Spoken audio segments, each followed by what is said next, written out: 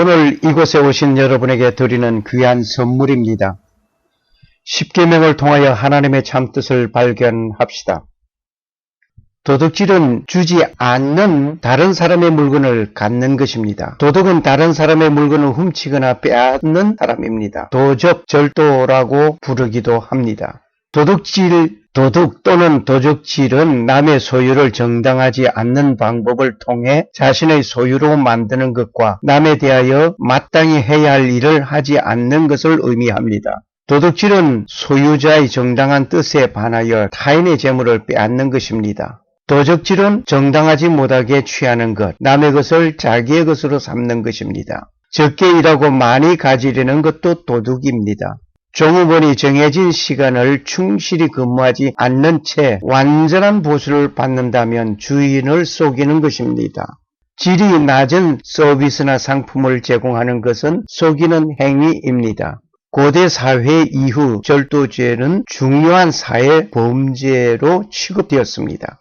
고조선의 8조법은 다른 사람의 물건을 훔친 사람은 노비로 삼는다 라는 구절로 보아 그 당시 이미 도적이 있었던 것으로 봅니다. 도둑질을 하면 남을 속일 뿐이지만 양심을 거스리는 일로 남을 속이게 되면 비록 상대가 눈치채지 못했다 하더라도 자신은 도둑이 되는 것입니다. 말만 그럴듯하고 행동이 일치되지 않으면 그 또한 도둑이 되는 것입니다. 세상을 속여서 물건이나 명성을 훔치는 잘못은 큰 것입니다. 그러나 마음을 속여서 자기 자신을 속이는 일 또한 잘못입니다. 인간의 욕심은 한이 없어서 이미 필요 이상의 것을 가지고 있으면서도 이웃의 최소한의 필요까지 독점하려는 노력을 하며 심지어는 이웃 땀과 노력의 산물을 힘들이지 않고 자신의 소유로 삼으려는 억지까지 쓰고 있습니다.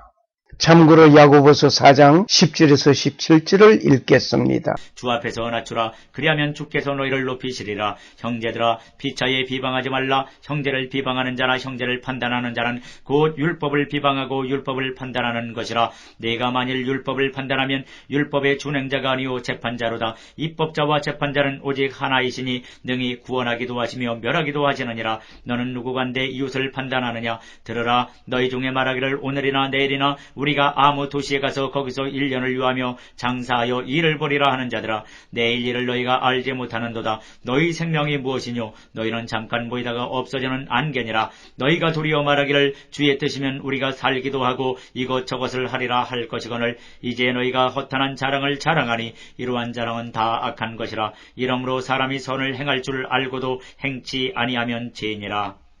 제8은 도적질하지 말지니라. 오늘은 십계명 제8계명을 공부하시겠습니다. 도둑질이라는 말은 히브리어에서 가나압입니다. 이 말은 훔치다, 속이다, 가버리다, 참으로 비밀리에 가져가다, 도둑질하다, 살그머니 가지다 등등의 뜻이 있습니다. 첫째로 제8계명을 주신 것은 소유권을 인정하라는 것입니다. 내가 집을 사고 자동차를 구입하고 회사를 차렸습니다. 그리고 그 소유권 재산 관리 등기를 하였습니다. 분명히 내 이름으로 등기하였으니 내 소유인 것은 분명합니다. 하지만 근본 소유가 누구인가를 알아야 합니다. 근본 소유주는 하나님이십니다. 나는 관리인에 불과한 것입니다. 남의 재산을 존중히 여기라는 것입니다. 피조세계 모든 것이 하나님의 것입니다. 창세기 1장 1절을 보십시오. 태초에 하나님이 천지를 창조하시니라. 우주를 만드신 그분의 것이라 말입니다. 출애굽기 19장 5절에 보면 너희가 내 말을 잘 듣고 내 언약을 지키면 너희는 열국 중에서 내 소유가 되겠고, 즉 세계 모든 것이 하나님께 속하였다는 말씀입니다. 고린도전서 10장 26절을 보십시오. 이는 땅과 거기 충만한 것이 주의 것임이니라.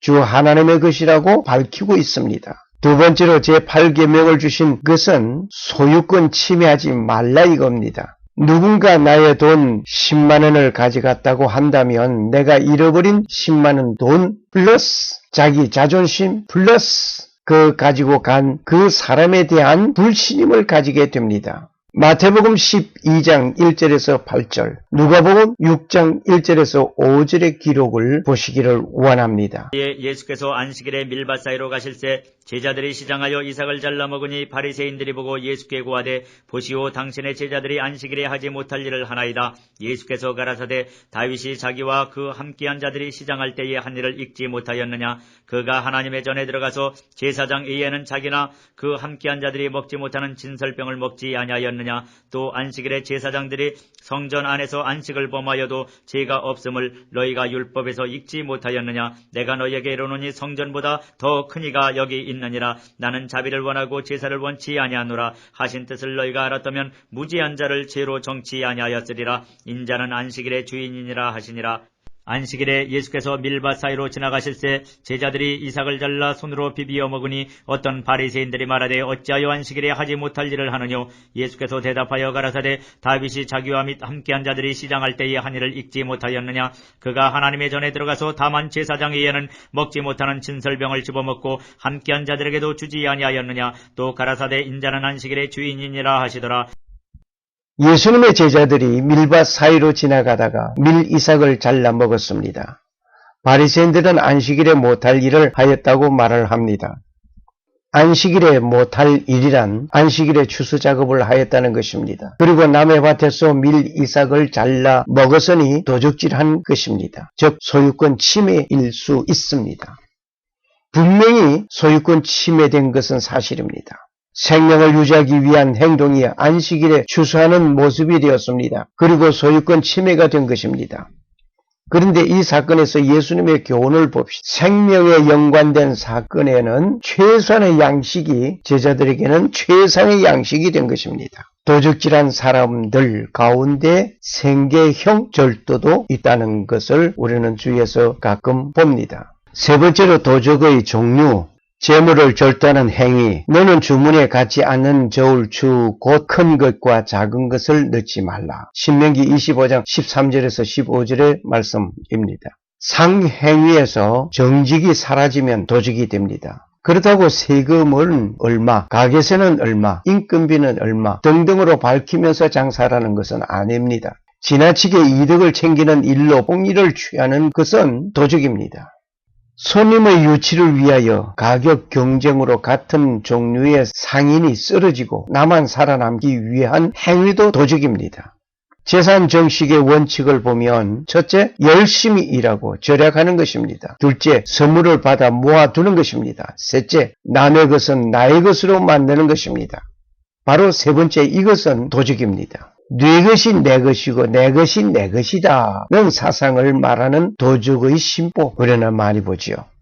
인격적인 절도가 있습니다. 도박을 한다든지 재산을 도피하는 일이 절도라고 한다면 자유함을 빼앗는 것도 도적입니다.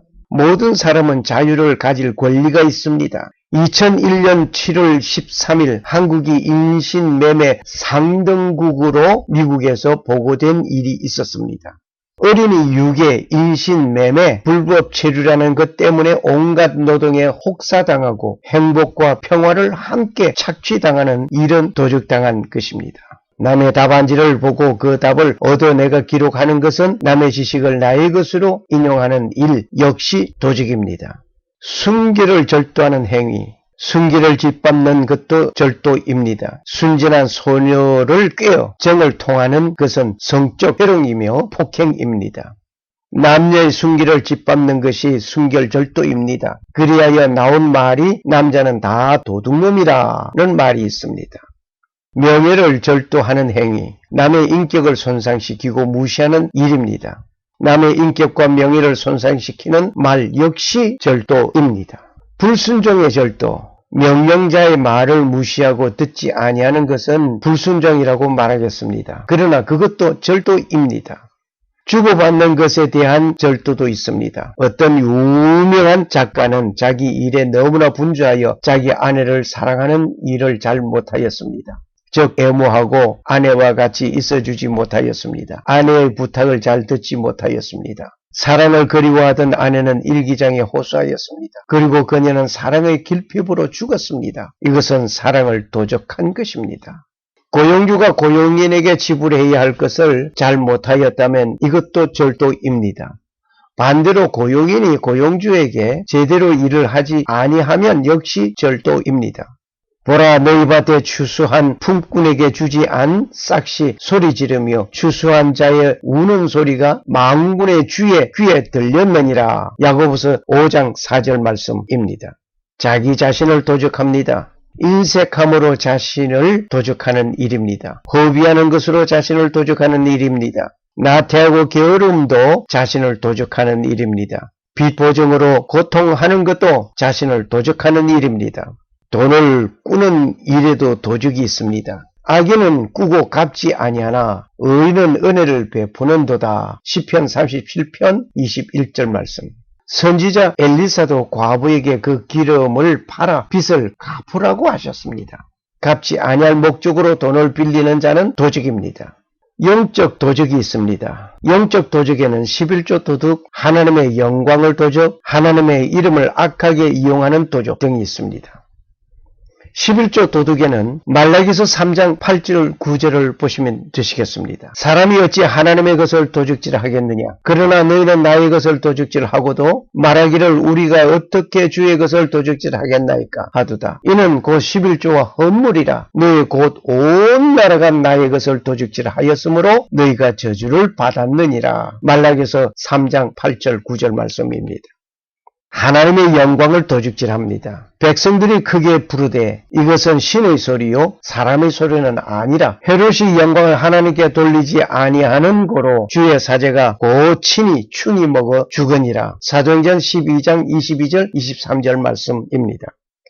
하나님의 이름을 악하게 이용하는 도적이 있습니다. 가로되 네가 만일 하나님의 아들이여든 뛰어내리라. 기록하였을 제가 너를 위하여 그 사자들을 명하시리니 저희가 손으로 너를 받들어 발이 돌에 부딪히지 않게 하시리로다. 마태복음 4장 6절 말씀입니다.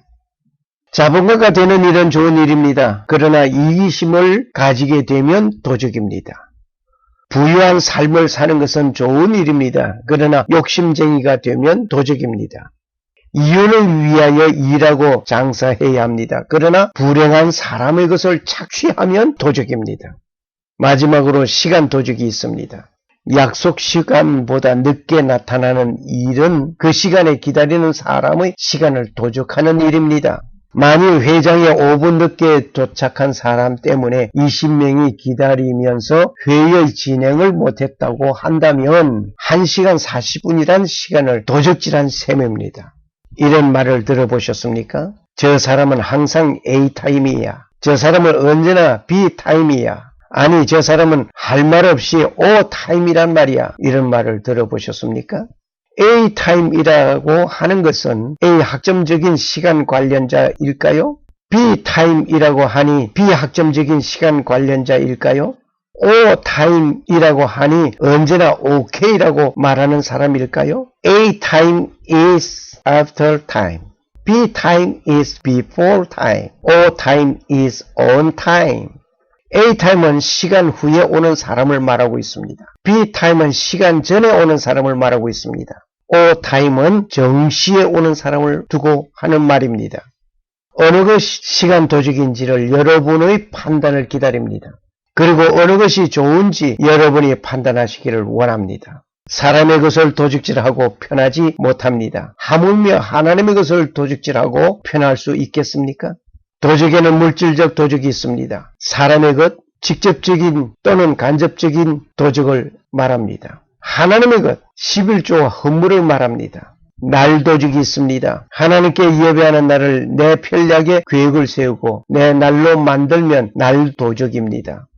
영광, 하나님께 영광을 돌려드리지 아니한 헤롯을 보시길 바랍니다. 사람의 것을 도적질하고도 편치 못하였는데 하나님의 것을 도적질하고 편하시겠습니까? 감사합니다.